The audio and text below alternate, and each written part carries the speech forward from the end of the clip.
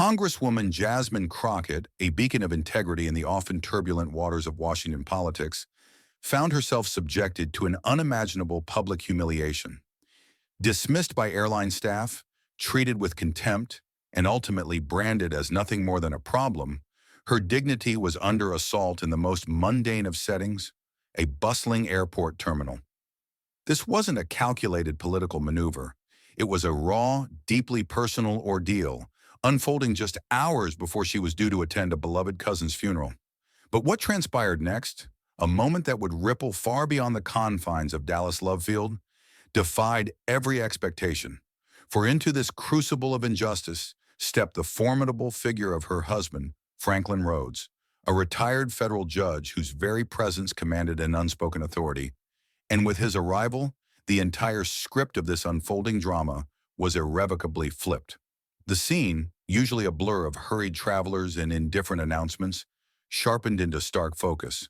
The harsh fluorescent lights of the terminal, typically casting an impersonal glow, seemed to intensify, illuminating every strained expression, every dismissive gesture, every subtle nuance of power dynamics at play. This was not a legislative debate nor a carefully choreographed press conference.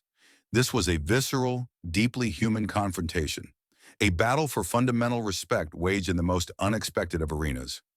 Jasmine Crockett, renowned for her unwavering composure in the highest echelons of power, found herself caught in a bureaucratic nightmare, her profound personal grief compounded by an inexplicable, petty act of arbitrary authority. Her husband, Franklin Rhodes, a man whose distinguished career on the federal bench had instilled in him an innate sense of justice and an unshakable calm, was about to step into a situation designed not just to inconvenience, but to break his wife's spirit. This is the untold, gripping story of how a private moment of profound injustice escalated into a searing public reckoning, forcing an entire system, from the lowest level agent to the highest corporate echelons, to confront its own deeply ingrained biases and the insidious nature of unchecked power. Prepare to witness, in meticulous detail, how quiet, unyielding authority can systematically dismantle arrogance, expose hypocrisy, and how the unwavering fight for basic human dignity can ignite a firestorm of accountability that sweeps far beyond the immediate incident. If you believe, as we do, that respect should be an inherent right, universally applied, and never conditional on one's title or status, then we urge you, hit that like button, subscribe to our channel, and join us as we meticulously reveal every shocking detail, every poignant testimony, and every profound implication of this unforgettable confrontation. This is more than just a story. It is a powerful testament to the enduring impact of an unwavering voice in the face of systemic indifference. Jasmine Crockett, a woman forged in the crucible of public service and personal resilience, rarely had the luxury of a moment's pause, let alone the indulgence of slowing down. For 3 relentless weeks, her life had been a blur of demanding obligations, a dizzying carousel of legislative duties. Back-to-back committee meetings in Sacramento, where policy was meticulously crafted and debated. A high-stakes policy roundtable in San Antonio, navigating the intricate dance of political alliances, and a last-minute unscheduled town hall in Tulsa, connecting directly with constituents. Her carry-on suitcase, a silent, weary companion, had barely been unpacked between these relentless stops, a testament to the ceaseless demands of her role. But this particular day, unlike the countless others, transcended the usual demands of politics. It was profoundly, heartbreakingly personal. She arrived at Dallas Love Field just past 6:30 in the morning, her heart heavy, burdened by a grief that no political victory could assuage. Her cousin Devin, a man barely 42 years old, had tragically passed away from liver failure. Devin wasn't merely a distant relative. He was family, a brother in all but blood, a bond forged in childhood memories and shared experiences. Skipping his funeral was simply not an option, an unthinkable betrayal of familial duty, regardless of her bone-deep exhaustion or the precious few hours of sleep she'd managed to snatch in recent days. Dressed in a simple, somber black dress beneath her professional blazer, a quiet, respectful nod to her sorrowful purpose, Jasmine moved with a quiet, almost urgent grace through the bustling, indifferent terminal. In one hand, she clutched a steaming coffee, its warmth a small, fleeting comfort against the morning chill. In the other, her phone, its screen a constant, demanding stream of emails from her assistant, a digital tether to her relentless professional life. Her flight to Jackson, Mississippi, was scheduled to board at 7:10 a.m., a tight, unforgiving window she was determined to meet, driven by duty and love. The first subtle tremor of impending trouble manifested as a fleeting, almost imperceptible look. The young man behind the Southwest check-in counter, his face illuminated by the cold, impersonal glow of his computer screen, glanced up, his eyes briefly meeting hers, then darted back down, only to resurface with a faint, almost imperceptible smirk playing on his lips. Jasmine knew that look. It was a familiar, unwelcome shadow that had trailed her throughout her entire career, a silent, dismissive judgment that often preceded any spoken words. She calmly extended her boarding confirmation and official ID. "I am on flight 2376 to Jackson. I'd like to check my carry-on." The agent tapped a few keys, his fingers moving with a deliberate slowness, then frowned, a theatrical display of feigned confusion. You're not in the system." Jasmine, her voice a model of unwavering composure, responded, "That can't be right. I checked in an hour ago. Here." She extended her phone, displaying her digital boarding pass, a clear, undeniable proof of her reservation.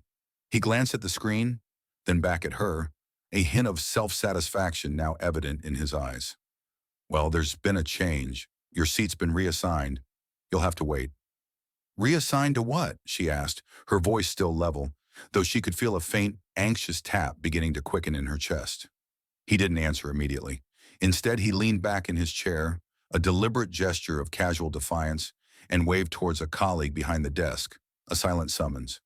"Hey, can you come take a look at this?" Jasmine glanced at the clock. 6:43 a.m. Her flight was boarding in mere minutes. "Can you just tell me what the issue is? I have a funeral to attend." The second employee arrived, a woman whose demeanor was as cold and impersonal as the terminal's polished floors, barely sparing Jasmine a glance. "She's flagged for random review," she stated flatly, her tone devoid of any empathy. "We're going to need to recheck your credentials." Jasmine blinked, a flicker of disbelief crossing her features. "Excuse me? It's routine." "No, it's not. I've taken this route 4 times this year. This has never happened." The first agent, now emboldened, stood, his posture confrontational, his voice taking on a condescending edge. "Ma'am, if you don't calm down, I'm going to have to ask you to step aside." Jasmine's eyebrows arched, a silent, dignified challenge. "Calm down? I'm asking a question." "That's enough. Please stand over there." Passengers behind her had begun to pay attention, their murmurs growing louder, phones discreetly raised, capturing the unfolding drama. Someone whispered, "That's Congresswoman Crockett." But her title, her hard-earned status, seemed to hold no sway here. Jasmine stepped aside, her jaw locked, a cold, unyielding resolve settling over her. She pulled out her government ID, its official seal a stark contrast to the petty bureaucracy she faced. "I'm not hiding anything. I'm on official travel." The second agent barely glanced at the badge, dismissing its authority with a wave of her hand. "ID doesn't override protocol." A sharp, sinking feeling twisted in Jasmine's gut. This wasn't a simple misunderstanding. This was personal, a deliberate act of obstruction, yet she maintained her composure, her voice a steady, even tone. "I'll cooperate with whatever's required, but I'd like to speak to a supervisor." That was when the first agent, with a triumphant smirk, motioned to someone out of view and uttered the chilling words that would escalate the situation beyond repair. "Security, please." Jasmine hadn't raised her voice. She hadn't broken any rules. And now she was being treated like a threat, her very presence deemed a danger. The stakes for Jasmine had transcended the mere act of catching a flight. They had become a battle for her fundamental dignity, her inherent right to be treated with basic human decency, in a system that seemed determined to strip it away, piece by agonizing piece. Jasmine stood quietly near the end of the counter, a solitary figure of unwavering resolve, her arms crossed in a gesture of composed defiance. Her gaze, locked on the floor, gave no quarter. She wasn't about to give anyone the satisfaction of seeing her flinch. She could feel the passengers behind her, their gazes a tangible weight, some whispering, others discreetly, almost surreptitiously, recording the unfolding drama with raised phones. One woman, her face etched with genuine empathy, made eye contact and mouthed, "I'm sorry." Jasmine offered a quick, almost imperceptible nod, a silent acknowledgement of the unexpected kindness. She appreciated the sympathy, but sympathy, she knew, was a fragile currency that would not unravel this meticulously orchestrated humiliation. Two TSA officers, their movements neither rushed nor entirely calm, that unsettling in-between pace that always signaled a predetermined suspicion, approached her. "Ma'am, we need you to come with us," one of them stated, his voice flat, devoid of any human inflection. "For what?" Jasmine asked, her body unmoving, her voice clear, not loud, cutting through the low, indifferent hum of the terminal. "Random review. Please don't make this more difficult than it has to be." She slowly, deliberately held out her boarding pass and ID again, a gesture of weary compliance. "I've already checked in. This is an official government trip. That's a real badge. There's no issue here except the one you're creating." The officer didn't even glance at the ID. He didn't ask a follow-up question. "Ma'am, please," he repeated, his tone hardening. "We're not asking." There it was, the quiet threat, the thinly veiled assertion of absolute, unquestionable authority. Jasmine glanced at the gate screen. Flight 2376 was still on time. Boarding was scheduled to begin in a mere 10 minutes. She thought of her mother waiting anxiously in Jackson, already texting her, wondering where she was, where to sit. She thought of Devon's little girl, her innocent face, who had asked if Auntie Jazz would say something at the service. A wave of profound sadness washed over her. She closed her eyes for a second, inhaled deeply, then with a heavy heart, walked with the officers, her steps measured, dignified. They led her away from the curious crowd, through a nondescript side door near the edge of the gate terminal. The hallway was stark, quiet, the fluorescent lights flickering faintly overhead, casting long, unsettling shadows that danced with her own internal turmoil. A third agent met them halfway, speaking in hushed, conspiratorial tones that Jasmine couldn't quite discern. The officers nodded, then turned to her again, their faces impassive. "We'll need to do a full pat-down," one of them said, his voice devoid of emotion. "Also, your bag will be screened. No warrant, no probable cause, no explanation. You're walking a line you're not trained to cross," she said softly, her voice barely a whisper, but imbued with a chilling clarity. One of them shrugged, a dismissive gesture of bureaucratic indifference. "You can file a complaint later." Jasmine didn't speak after that. She stood with her arms out, a posture of passive resistance, letting them pat her down with cold, impersonal efficiency. Her bag was opened, its contents exposed, her toiletries pulled out, her files shuffled. No one offered an explanation. 10 minutes passed, then 15. The silence, once a shield, now felt like a suffocating weight. She finally broke it. "Can someone please explain the reassignment? Why I was pulled?" One of the agents finally glanced up, a flicker of irritation in his eyes. "Ma'am, I don't handle seating. That's Airline. We were called because you were being difficult." "Difficult?" Her voice finally cracked, a raw, exposed nerve. "I asked a question. I didn't yell. I didn't resist. I complied with everything you said." He shrugged again, a gesture of profound indifference. "We respond to what we're told. That's our job." Jasmine looked at her watch. 7:16 a.m.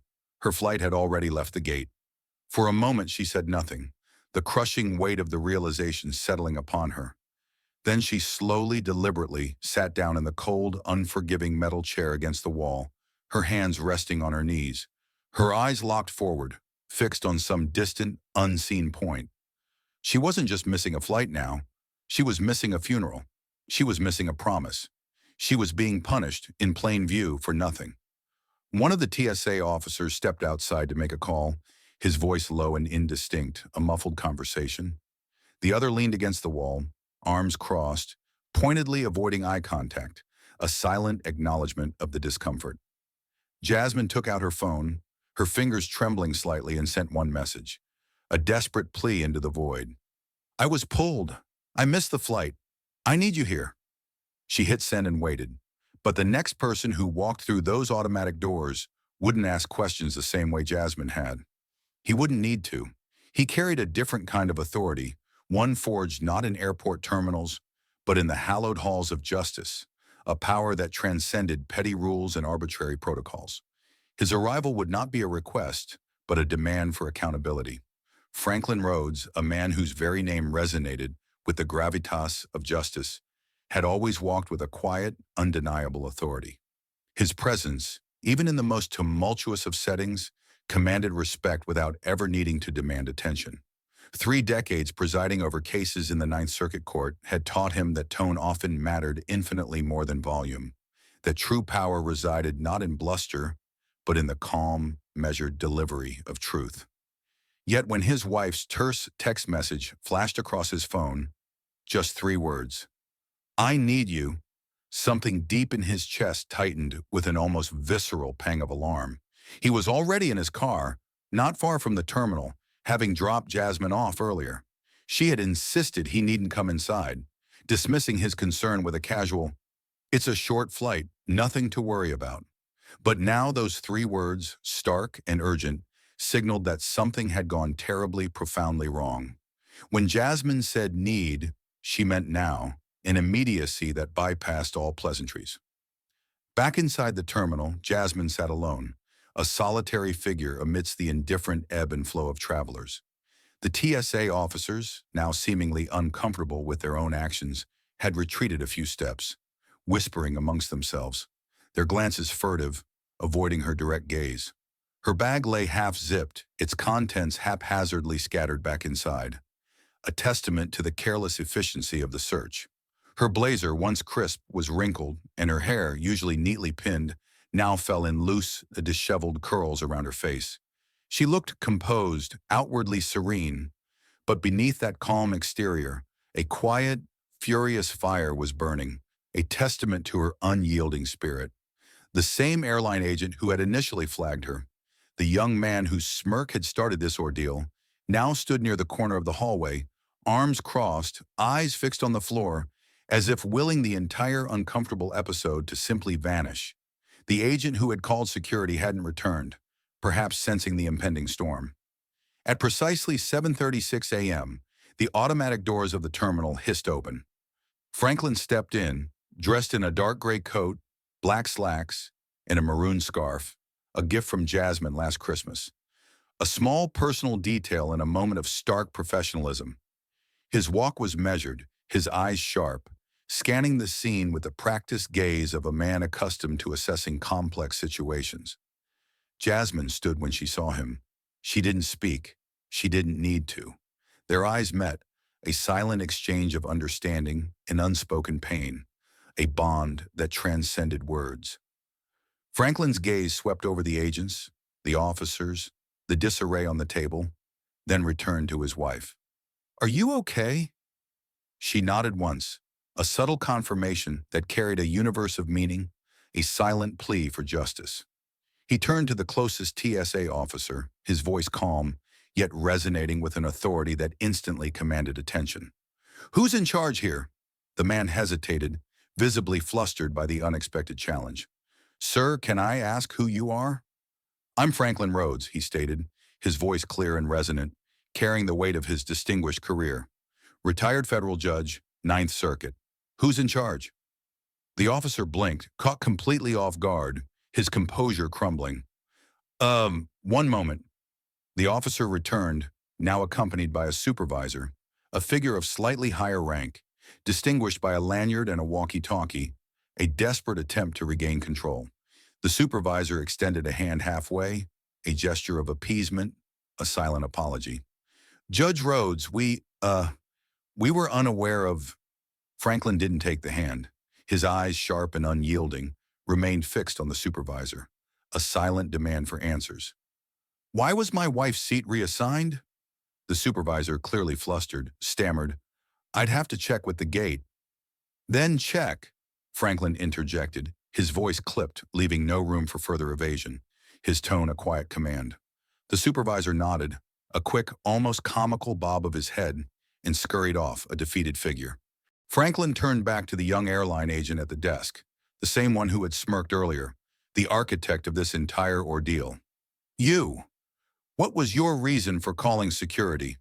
The agent swallowed hard, his bravado completely evaporated, replaced by a palpable fear. She wouldn't stand down. She asked why her seat was changed." "Yes, but did she shout?"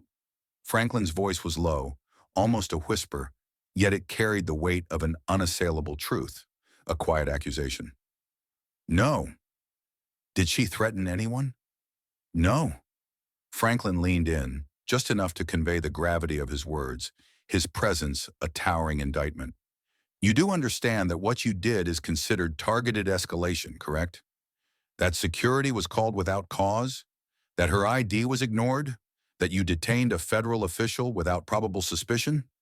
The agent swallowed again, his face pale, his eyes wide with dawning realization. "I didn't know who she was."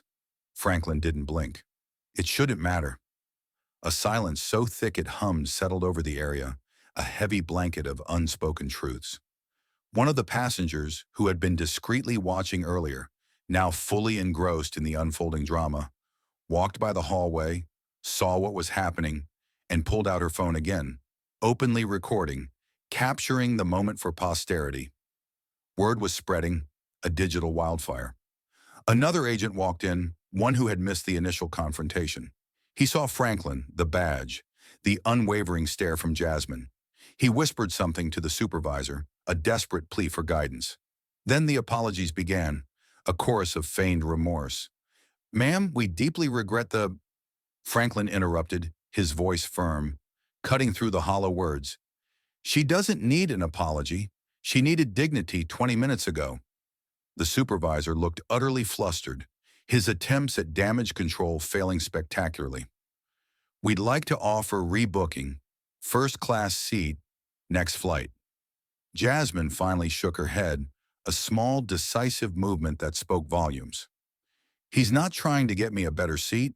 He's trying to get you to realize you don't get to treat people like that. Not me, not anyone."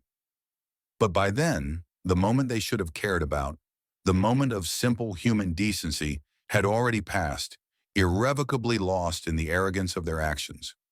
Franklin didn't raise his voice. He never had to. His tone was clipped but calm, the kind of calm that filled a room with tension, a quiet, almost visible dust settling over the space, impossible to ignore, a testament to his unyielding power. The gate manager arrived moments later, out of breath, clutching a clipboard, his face a roadmap of frantic damage control, his eyes darting between the TSA officers, the airline staff, and the formidable couple standing side by side, a wall that wasn't about to budge. "Judge Rhodes, Congresswoman Crockett, I'm—" "Save it," Franklin interjected, his voice cutting through the manager's rehearsed apology. "We're not interested in your introductions. I want a name." The manager blinked, caught off guard, his composure crumbling. "Excuse me. The name of the person who made the call to security, the one who decided my wife was a problem for asking about her boarding pass." The manager hesitated, a desperate attempt to buy time. "That's a personnel matter." Franklin stepped forward, just enough to close the space between them, his presence radiating an undeniable force. "So is discrimination." His voice didn't need to climb. Its quiet intensity was far more potent, a silent accusation. The manager looked at Jasmine, then back at Franklin, shifting his weight uncomfortably, trapped. "I understand this is a serious concern. We're reviewing—" "No, you're not," Franklin cut in again, his words a precise, surgical strike. "You're scrambling." The TSA officers were now standing in the background, silent, almost invisible, their authority diminished. The young agent who had dismissed Jasmine earlier had vanished, likely hiding somewhere down the terminal, desperate to avoid the inevitable fallout. Jasmine didn't say a word. She stood there, arms crossed loosely in front of her, her silence deliberate, powerful. She was watching how it all played out, and she wasn't going to help them soften the blow. Franklin continued, his voice a relentless, measured indictment, each word a hammer blow. You allowed your staff to escalate a non-confrontation into a security incident. You ignored federal credentials. You detained a sitting congresswoman, obstructing her travel without a single legal basis, all because someone didn't like being questioned. The gate manager swallowed hard, his face a mask of defeat, his attempts at deflections futile. I'll speak with my regional supervisor. You'll do more than that, I promise, Franklin stated, his voice resonating with the weight of his past authority, a promise of impending consequences. Judge Rhodes will launch a full internal review. Jasmine finally spoke, her voice quiet, sharp, cutting through the manager's desperate attempts at damage control. Don't launch it because he's here. You should have launched it the moment I was pulled. The room stayed still for a beat, the silence punctuated only by the distant, disembodied voice of the intercom overhead, calling boarding for another flight, at some other gate, for some other crowd. But right here, in this small, charged space, things had stopped, the world outside irrelevant. Franklin looked down at his watch, a gesture that conveyed the irreversible passage of time, the missed opportunity. You've cost her a funeral that can't be fixed, but you will issue a public apology, not just to her, but to everyone you've done this to, and didn't think twice about. The gate manager opened his mouth, then thought better of it, his words dying unspoken, defeated. Jasmine looked him directly in the eye. And no, you don't get to reframe this. Don't spin it like there was confusion. This was judgment, plain and loud. More passengers had gathered near the area now, drawn by the undeniable drama, their phones held high, capturing every moment. A man with a baseball cap stood watching from the edge, his expression grim. A middle-aged woman whispered to her husband, pointing toward the couple. Another person, younger, perhaps in their early 20s, sat on the floor near a charging station, typing furiously on their phone. The story was already leaving the terminal, spreading like wildfire across the digital landscape, beyond their control. Jasmine adjusted the strap on her shoulder and turned to Franklin. Let's go. You sure? He asked, his voice soft, a gentle inquiry. Yeah, she said, her voice firm, resolute. There's nothing left here for them to explain. They walked toward the exit, side by side, without looking back. No security escort, no hasty employees following them with nervous smiles, no free vouchers, no first-class upgrade, just silence. And behind them, a wave of regret, a profound sense of culpability that none of those people had expected to feel that morning, a bitter taste of their own actions.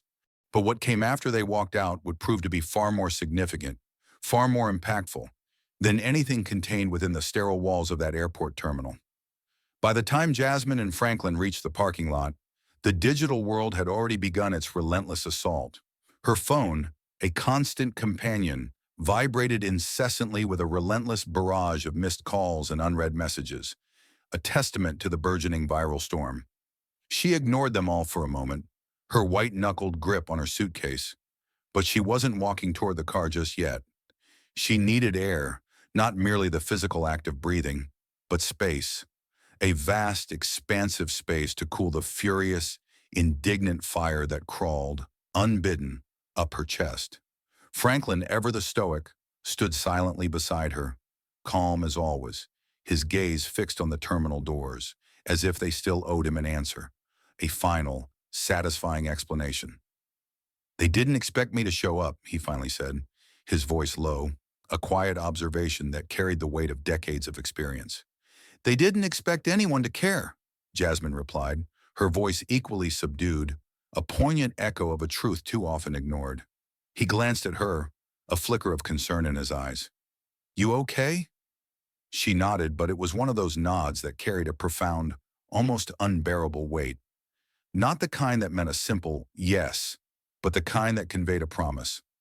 I'll be okay later, but not now. Inside the terminal, the initial ripple of the incident had already begun to transform into a full-blown tsunami. Videos captured by discreetly held smartphones were now online, proliferating at an astonishing rate across every social media platform. One clip, filmed with uncanny precision, caught the exact moment Jasmine had been walked out of the gate area. Her head held high, her arms by her sides, a picture of dignified defiance, surrounded by officers who pointedly avoided her gaze, their discomfort palpable. Another clip, equally compelling, showed Franklin, his voice resonating with quiet authority, demanding names, his presence a towering indictment. The story was spreading faster than any damage control, any carefully crafted corporate apology could ever hope to catch up. In a small, sterile break room near the back of the Southwest office, the young gate agent, Cullen, sat slumped in a chair, his name tag a stark contrast to his defeated posture. His hands were clasped tightly, his gaze fixed on the floor, a picture of abject misery. The manager stood by the door, arms folded, his expression grim, his voice laced with a heavy dose of regret. "You could have just moved her to a new seat," he said quietly. "That's all she asked." "I didn't know who she was," Cullen muttered, his voice barely audible, a pathetic excuse. "You don't get to treat people like that," the manager retorted, his voice sharp, "whether you know them or not. I thought she was being difficult. She asked a question. That's not a crime." Cullen didn't respond. He didn't need to. The crushing weight of it was sinking in now. Not just that he'd messed up, but that everyone had seen it. That the face he had so casually dismissed, the woman whose humanity he had so flippantly ignored, belonged to someone who not only knew how power worked, but had earned hers without ever raising her voice. And now the world was watching every misstep, every word, every consequence. Outside, Franklin leaned on the back of their car, a silent, unwavering pillar of support, while Jasmine stood near the trunk, finally allowing herself to read the deluge of messages on her phone. One from a staffer in D.C. informed her that a journalist had already reached out, sensing the magnitude of the story. Another from her aunt in Jackson offered a poignant message. "He would have been proud of you, Jazz. Don't let them make you small." Jasmine took a deep, shuddering breath, the weight of the moment settling upon her. "They'll try to spin this," she said, her voice barely a whisper, a weary acknowledgement of the inevitable. "They can try," Franklin replied, his voice firm, resolute, "but it's already public." "I just wanted to go to a funeral," she said, the raw pain evident in her voice, a simple, heartbreaking truth. "I know," Franklin responded, a long, empathetic pause hanging between them. She looked up at him, her eyes searching his, seeking validation. "Did I handle it right?" Franklin tilted his head, a subtle gesture of profound affirmation. "You didn't give them what they wanted. That's more than most people could have done." It wasn't just about being right, it was about being human, and watching that humanity get ignored, like it meant nothing, was the true tragedy. Inside, the airline's regional supervisor had joined the scene, his presence signaling the gravity of the situation. Statements were being taken, damage control teams had already begun crafting language that sounded remorseful without admitting liability. That fine line big companies never crossed, a cynical exercise in public relations. But something about this wasn't going away. It wasn't just about Jasmine. People saw their own mothers, sisters, wives in that video. They recognized the tone, the dismissal, the look that said, "You don't belong here," even when everything in your hands said you do. And they were angry. Apologies came, first internally, then on social media, a cascade of forced contrition. The airline released a short statement hours later. "We regret the incident involving Congresswoman Jasmine Crockett and are reviewing our procedures to ensure every customer is treated with respect and professionalism." No names, no real ownership. But that didn't matter anymore, because respect shouldn't be situational and dignity doesn't require a title. But this story wasn't over. Not for the people watching, and not for the ones quietly remembering moments when they were treated just the same. Their own silent humiliations now brought to light. Later that evening, Jasmine sat on the edge of a hotel bed in Jackson, staring at the untouched plate of room service beside her, its offerings as unappealing as the day's events. Franklin had gone downstairs to make a few phone calls, his voice a low murmur from the lobby, a distant comfort. The memorial had already ended. Her family had sent her pictures, their voices on the phone trying not to sound disappointed, but Jasmine could hear it anyway. in the subtle gaps between words, in the poignant silence after, "We missed you." She scrolled through the news on her phone, headlines screaming from every corner of the digital landscape. Congresswoman Crockett removed from flight after dispute at gate. TSA and airline under fire after detaining federal official without cause. Passengers' footage sparks public outrage. Jasmine didn't want to read them. She had lived it, every agonizing second. She didn't need someone else's sanitized or sensationalized version. But the part she didn't expect, the part that caught in her throat with a raw, emotional intensity, were the comments. Not just the anger, though there was plenty of that, a righteous fury echoing her own. It was the profound recognition. People sharing their own deeply personal stories.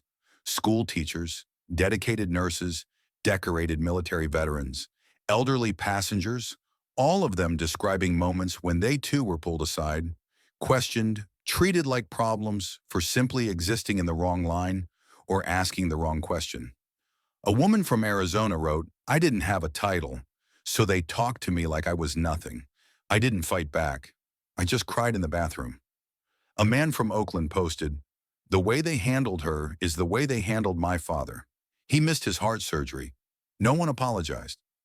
It went on, a seemingly endless cascade of shared pain and indignity. Jasmine felt something catch in her chest, a profound realization. This wasn't just about what had happened at Gate 22B.